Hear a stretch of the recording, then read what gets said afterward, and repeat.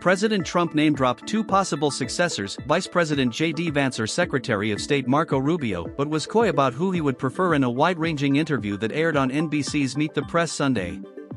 The commander-in-chief also revealed in a wide-ranging interview with NBC's Meet the Press on Sunday that he's not looking to pursue a third term in office after previously toying with the idea. "It's far too early to say that. But you know, I do have a vice president, and JD's doing a fantastic job," Trump said. "I don't want to get involved in that. I think he's a fantastic, brilliant guy. Marco is great. There's a lot of them that are great," he added. "We have a lot of good people in this party."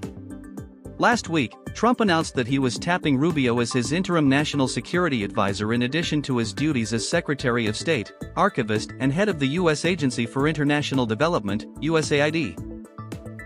Back in the 2016 cycle, Trump and Rubio had been bitter rivals, with the president dubbing his future Secretary of State Little Marco, among other insults. But the two have since become close allies. Allies of Trump, including Steve Bannon, have been publicly advocating for the 47th president to pursue a third term despite the 22nd Amendment prohibiting a president from running for more than 2 terms. Trump has toyed with the idea in the past but indicated that he's not serious about pursuing a third term, which would require a repeal of the 22nd Amendment or him to exploit a succession loophole. "I will say this. So many people want me to do it. I have never had requests so strong as that. But it's something that, to the best of my knowledge, you're not allowed to do," Trump admitted. "I'll be an 8-year president. I'll be a 2-term president.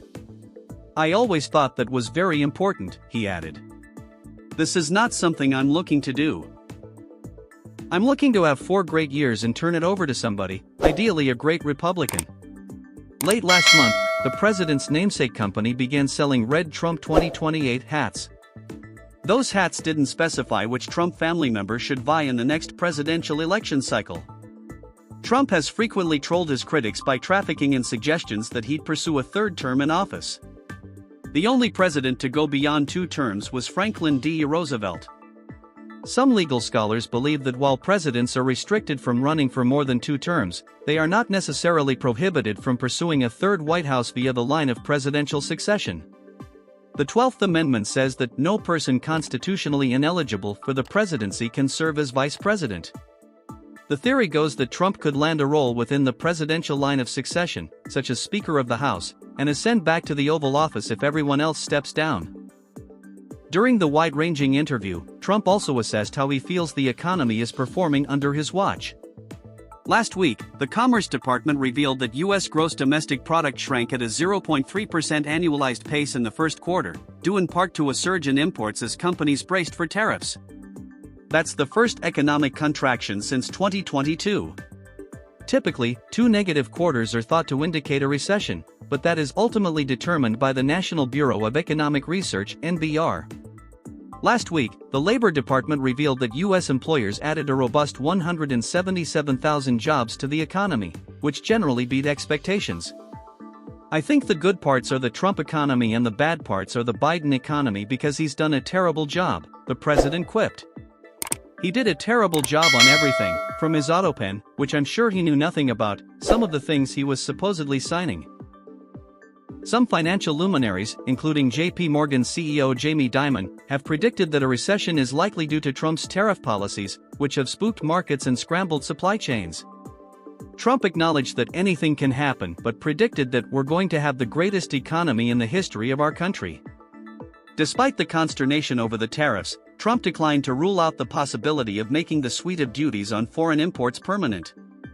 "No, I wouldn't do that because if somebody thought they were going to come off the table, why would they build in the United States?"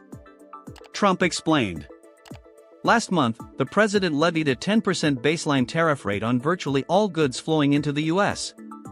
Trump has also implemented a 25% automotive tariff, a 25% tariff on steel and aluminum, and a 25% tariff on imports from Canada and Mexico that don't comply with the United States-Mexico-Canada agreement.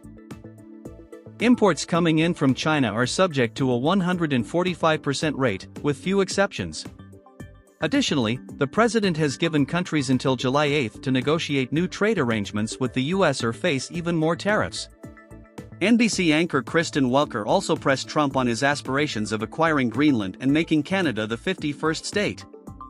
"I think we're not going to ever get to that point," Trump said about using military force to acquire Greenland.